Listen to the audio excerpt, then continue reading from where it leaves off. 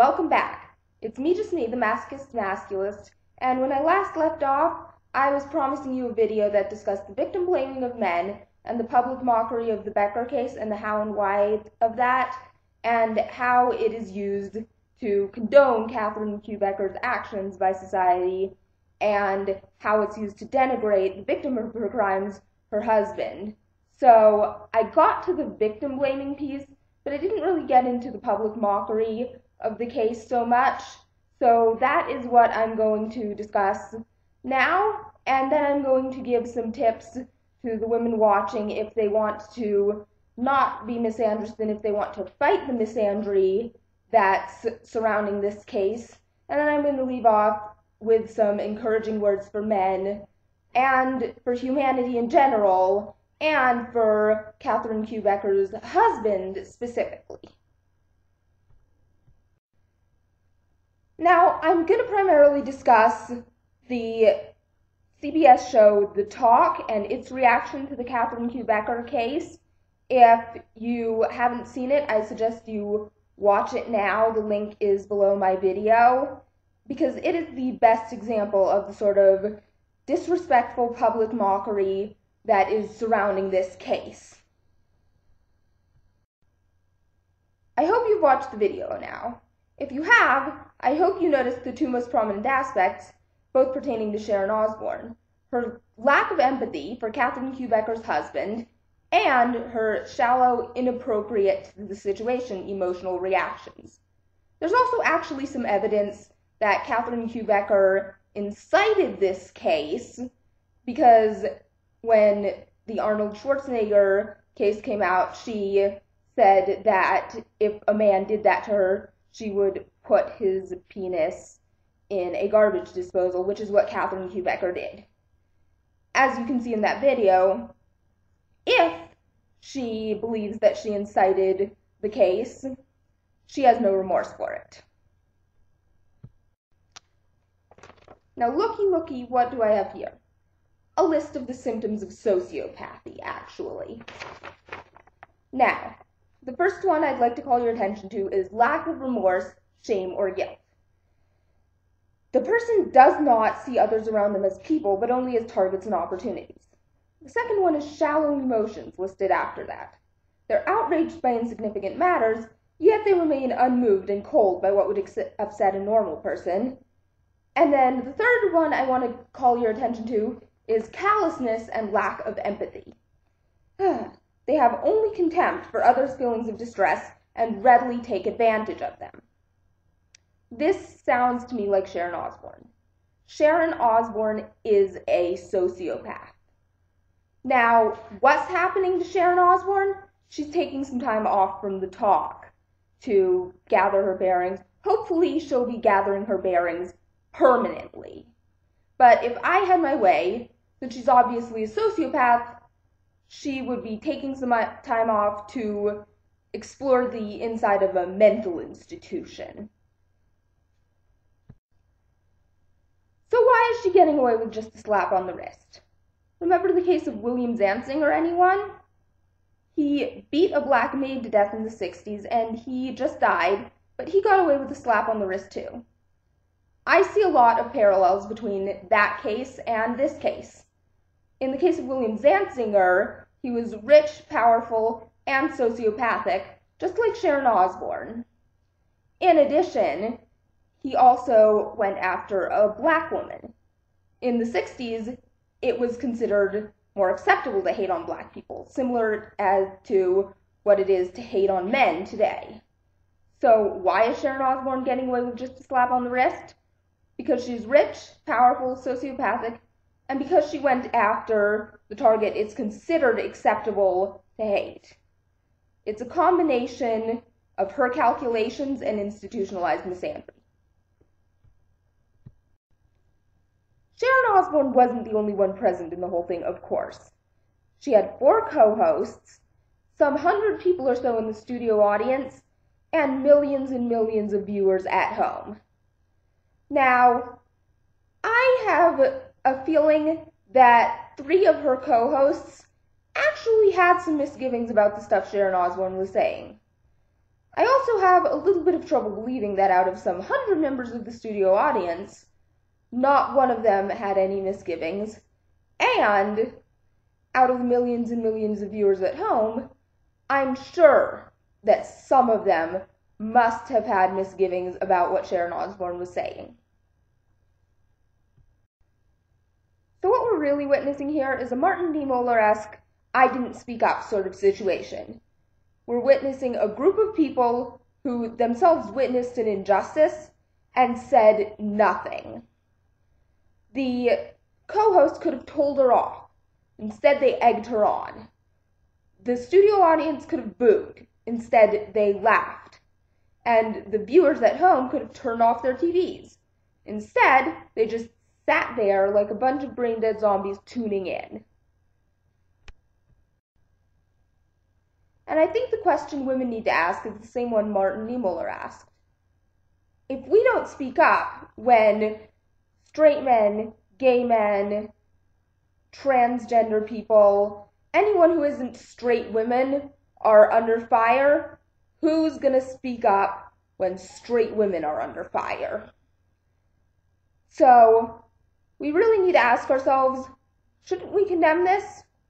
Sharon Osbourne was intentionally targeting and harming men, but wasn't she also inadvertently harming women?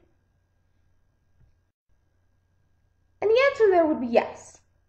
If you recall, that episode of The Talk began with an address to men out there. So, these women on The Talk were under no impression that they were in the women's locker room or somewhere else where men couldn't hear them. They were in an all-female environment, but they knew that men were watching and they were trying to make men sexually uncomfortable.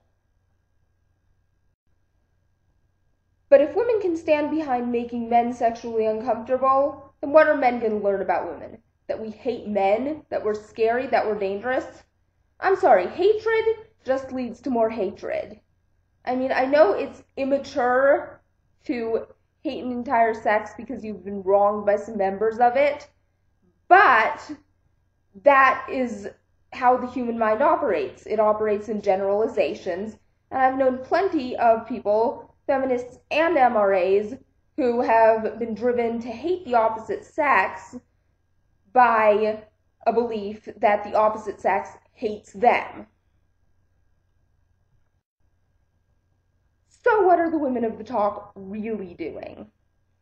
They are sowing discord and mutual hatred between the sexes for the purposes of creating controversy, and they're laughing all the way to the bank. And when somebody tries to sow discord, it is a dark time for everyone involved, women and men. But now I'm going to focus on what women of conscience and reason can do specifically to fight the misandry that's going on and surrounding this case. So I think the mantra here should be fight discord with unity. We should show the men in our lives that we stand with them, not against them. And the best way to do that is to start with ourselves. If somebody is making misandrous jokes about this case, we shouldn't laugh. If we already have laughed, we should apologize, especially if we've done so in front of a man. And if we're at work, we should just avoid bringing up the case entirely and change the topic when it's brought up, because really, talking about penile mutilation at work amounts to sexually harassing men. And now I want to bring up something about men that women generally know, but we forget at times. Men, and I'm speaking in generalizations here, not all men are good or bad, not all women are good or bad, generally like to protect women. But this is a time when men are vulnerable. We women need to step up, and we need to protect the men in our lives. And how can we do that? We can do that first off by not making the mistake of the co-hosts of the talk or the studio audience or the viewers. We can speak up when somebody speaks out of line. When somebody is making jokes about this case, tell them it's not funny, tell them in no uncertain terms that you are turned off by this and you are leaving. Another thing we can do is we can sympathize with and be considerate of the men in our lives. We don't even have to bring up the case. Just be a good girlfriend to your boyfriend, a good mother to your son, a good daughter to your father, and men will get the picture that you're on their side. So I started this video with words for Kieu Becker. Now, I want to end it with some words for her husband. I don't know much about this husband. They haven't even released his name yet. But I do know that when he was in the hospital, the night it happened, or perhaps one day after, he said something along the lines of, "I'm doing well." And I think that shows amazing strength and amazing resiliency. And I think that sort of strength and resiliency is an inspiration to us all. So 3 days after this case, I wrote a poem about it, and I wanted to share it with you right now. It's been 3 days past, and what have you got? Flesh gone from the earth, never to return. Buried underground, the truth will not rot. 2,000 years, the truth is still unlearned. A wifely kiss gave way to cruel device, to bring a body and a name to mud. In hell, a woman Judas is in ice. On earth, a bed is marred with sacred blood. Thank you for listening. So if this is a really serious issue, I want some feedback. Do you think I handled this topic respectfully?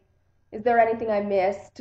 Men, is there anything that you don't think I could fully understand about this case being not a man?